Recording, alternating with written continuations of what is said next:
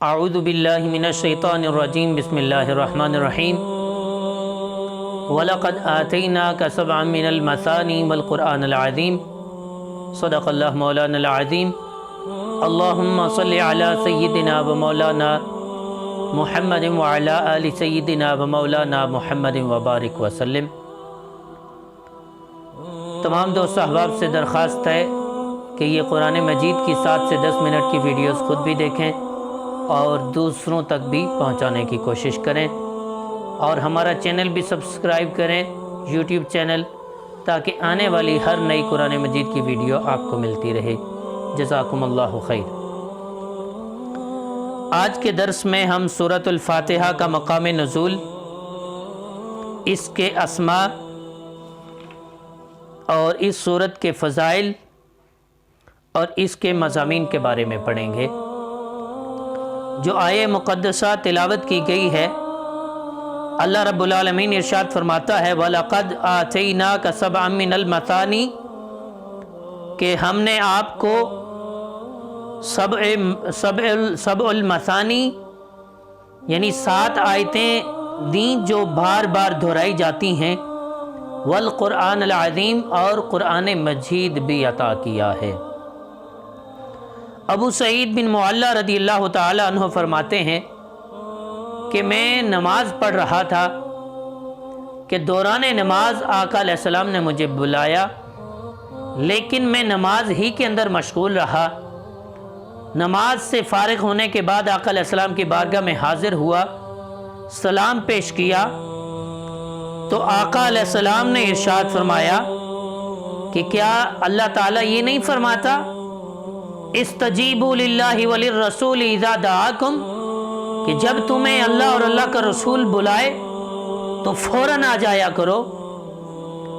تو ابو سعید بن معلیٰ رضی اللہ تعالیٰ عنہ عرض گزار ہوئے، یا رسول اللہ صلی اللہ علیہ وسلم، آج کے بعد میں ایسا ہی کروں گا۔ اس کے بعد ابو سعید بن معلیٰ رضی اللہ تعالیٰ عنہ فرماتے ہیں کہ آقا علیہ السلام نے ارشاد فرمایا کہ ابو سعید، میں تمہیں قرآن مجید کی ایک سورت نہ سکھاؤں کہ جو بار بار دہرائی جانے والی جس میں آیتیں ہیں؟ تو میں نے عرض کی، یا رسول اللہ صلی اللہ علیہ وسلم، ضرور بالضرور بتلائیے۔ تو آقا علیہ السلام نے الحمدللہ رب العالمین سورۃ الفاتحہ کو تلاوت فرمایا یہی وہ 7 آیتیں ہیں جو بار بار دہرائی جاتی ہیں۔ عبداللہ ابن عباس رضی اللہ تعالی عنہ سے روایت ہے کہ ایک فرشتہ زمین پر نازل ہوا اور آقا علیہ السلام کی بارگاہ میں سلام پیش کرنے کے بعد عرض گزار ہوا کہ اے محبوب کائنات صلی اللہ علیہ وسلم، میں آپ کو 2 نوروں کی بشارت دینے آیا ہوں جو آج سے پہلے اللہ نے کسی نبی کو نہیں عطا کیے۔ اور ایک نور یہ کہ اللہ تعالیٰ نے آپ کو سورۃ الفاتحہ عطا کی ہے، اور دوسرا نور یہ کہ اللہ تعالیٰ نے سورۃ البقرہ کی آخری آیات آپ کو عطا کی ہیں۔ ابی بن کعب رضی اللہ تعالی عنہ سے روایت ہے کہ حضور نبی کریم صلی اللہ تعالی علیہ وسلم نے ارشاد فرمایا کہ اللہ تعالیٰ نے تورات اور انجیل میں ام القرآن جیسی کوئی سورت نازل نہیں کی۔ پوچھا گیا یہ ام القرآن کیا ہے؟ تو آقا علیہ السلام نے فرمایا ام القرآن سے مراد سورۃ الفاتحہ ہے۔ سیدنا عبد الملک بن عمیر رضی اللہ تعالی عنہ سے روایت ہے کہ نبی کریم صلی اللہ تعالی علیہ وسلم نے ارشاد فرمایا کہ سورۃ الفاتحہ ہر مرض کے لیے شفا ہے، اور یہ احادیث نبویہ صلی اللہ علیہ وسلم آپ کے سامنے رکھی ہیں کہ جس میں اللہ تعالیٰ محبوب کائنات صلی اللہ علیہ وسلم نے سورۃ الفاتحہ کے فضائل بیان کیے ہیں۔ آئیے اس کا مقام نزول دیکھتے ہیں کہ یہ کہاں پہ نازل ہوئی۔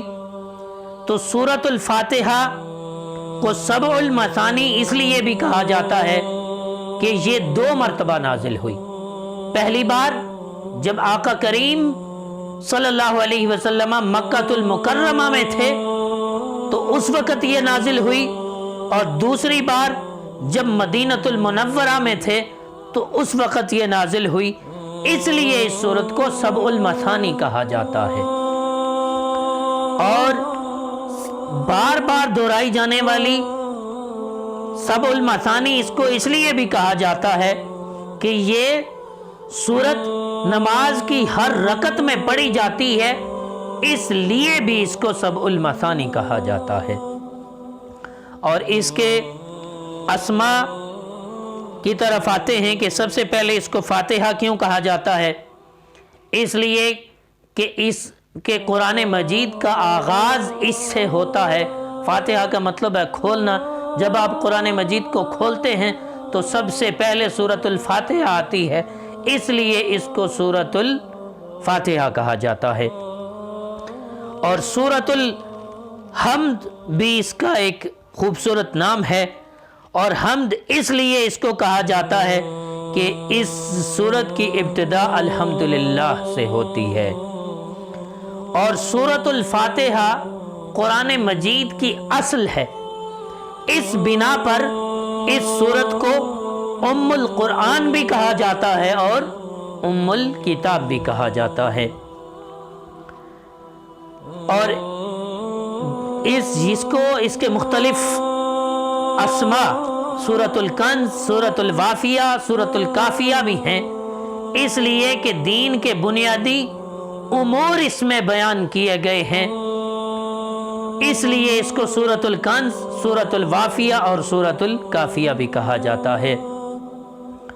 اور سورۃ الشفاء اس لیے اس کو کہا جاتا ہے کہ اللہ رب العالمین نے ہر بیماری خواہ وہ جسمانی ہو یا روحانی ہو اس کا علاج اس سورت کے اندر رکھا ہے، اس لیے اس سورت کو سورۃ الشفاء اور سورۃ الشافیہ کہا جاتا ہے۔ اور یہ سورت دعا پر مشتمل ہونے کی وجہ سے اس کو سورۃ الدعاء، سورۃ السوال اور سورۃ المناجات بھی کہا جاتا ہے۔ اس کے معنی انشاءاللہ معنی اور مختصر تفسیر اگلے درس میں پڑھیں گے۔ سیدنا امیر المؤمنین علی المرتضی رضی اللہ تعالی عنہ فرماتے ہیں کہ اگر میں چاہوں کہ سورہ فاتحہ کی تفسیر لکھنا شروع کر دوں تو اتنا طول پکڑ لے، اتنی وسعت، اتنی لمبی ہو جائے کہ 70 اونٹ اس کی تفسیر سے بھر جائیں۔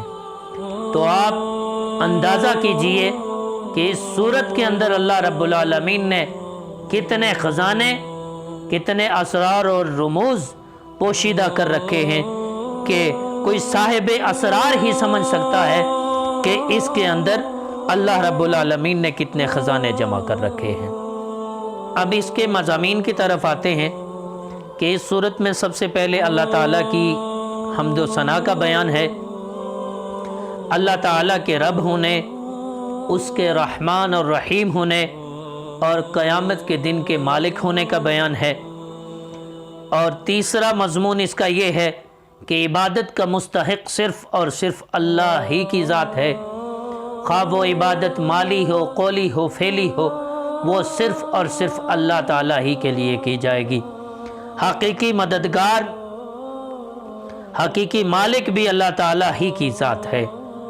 اور اس میں نبوت، آقا علیہ السلام کی نبوت پہ ایمان لانا بھی ہر مسلمان کے لیے ضروری اور لازمی ہے، اس کا بھی بیان ہے، کیونکہ آقا علیہ السلام کا راستہ ہی صراط مستقیم ہے، اور اللہ نے تمام انسانوں کی ہدایت کے لیے انبیاء اور رسول بھیجے ہیں، ان پر بھی ایمان لانا ضروری اور لازمی ہوا کرتا ہے۔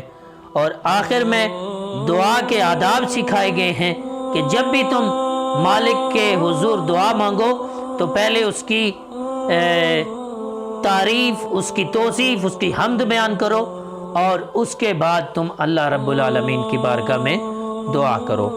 آخر میں ایک مسئلہ بھی سماعت کیجئے کہ جب بھی آپ امام کے پیچھے نماز پڑھیں گے تو آپ سورۃ الفاتحہ کو تلاوت نہیں کریں گے، اس لیے کہ امام کی قرات ہی مقتدی کی قرات ہوا کرتی ہے۔